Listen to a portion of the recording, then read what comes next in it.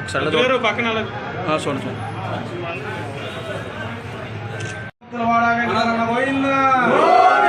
వడ్డీ కాసుల వాడ వెంకటరమణ గోవిందా గోవిందా గోవిందా గోవిందా గోవిందా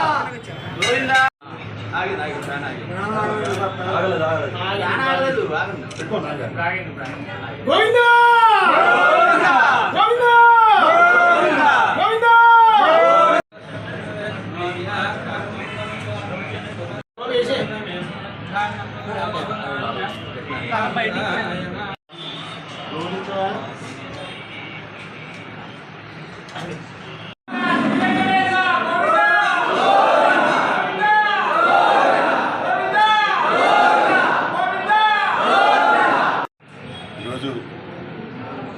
వైఎస్ఆర్ కాంగ్రెస్ పార్టీ ఆదేశాల మేరకు మాజీ ముఖ్యమంత్రి వర్యులు పార్టీ అధ్యక్షులు శ్రీ వైఎస్ జగన్మోహన్ రెడ్డి గారి ఆదేశాల మేరకు కల్తీ జరగకపోయినా సరే లడ్డూలో కల్తీ జరిగింది, జంతువు యొక్క ఉప్పును వాడారు అని అసత్య ఆరోపణలు చేసి ఈరోజు ఆంధ్రప్రదేశే కాదు ప్రపంచంలో ఉన్నటువంటి కోట్లాది మంది హిందువుల మనోభావాలను దెబ్బతీసే విధంగా, అలాగే ప్రపంచ ప్రఖ్యాతి చెందినటువంటి శ్రీ వెంకటేశ్వర స్వామి యొక్క ప్రాముఖ్యతను తగ్గించే విధంగా, అలాగే మతాల మధ్య చిచ్చు పెట్టే విధంగా ఈరోజు అసత్య ఆరోపణలు చేసినటువంటి చంద్రబాబుకి ప్రాయశ్చిత్తం కలగాలని, ఆ తప్పు చేసినటువంటి చంద్రబాబుని వెంకటేశ్వర స్వామి శిక్షించాలని, ఆయన యొక్క కోపం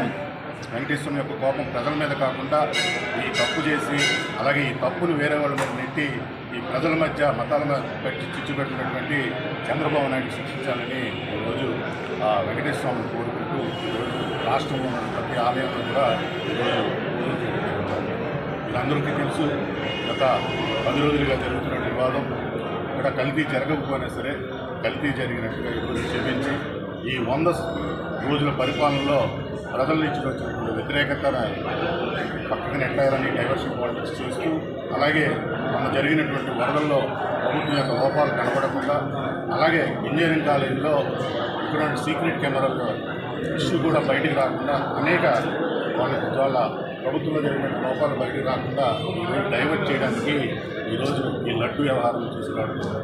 తప్పకుండా వైఎస్ఆర్ పార్టీ తరఫున, అలాగే మాజీ TDP chairman Shri YV Subba Reddy గారు అందరూ కూడా ఈ విషయాన్ని తేల్చాలని చెప్పి సుప్రీంకోర్టులో కూడా ఈరోజు బిల్లు వేయడం జరిగింది. అందరం కోరుకునేది ఏంటంటే సుప్రీంకోర్టు ద్వారా అలాగే సిట్టింగ్ జడ్జి ద్వారా విచారణ జరిగింది, దీనికి కారకులైనటువంటి వారిని శిక్షించవలసిందిగా కోరుకుంటూ ఇటువంటి సున్నితమైన రాజకీయాలు ఆడవద్దని, ఎందుకంటే ఇది భక్తుల మనోభావాలు దెబ్బతీసే విధంగా జరుగుతూ ఉన్నాయి. అలాగే కొన్ని మతాల మధ్యన చిచ్చు పెట్టి జరుగుతూ ఉన్నాయి. అలాగే కాబట్టి అందరూ కూడా వెంకటేశ్వర ఒకసారి వేడుకున్నాం, ఎక్కడ కల్తీ జరగలేదు, కల్తీ జరిగిపోయినా సరే చెప్తున్నటువంటి చంద్రబాబు నాయుడికి తప్పకుండా శిక్షించమని ఆ దేవుని మరొకసారి వేడుకుంటూ సెలవు తీసుకుంటాం.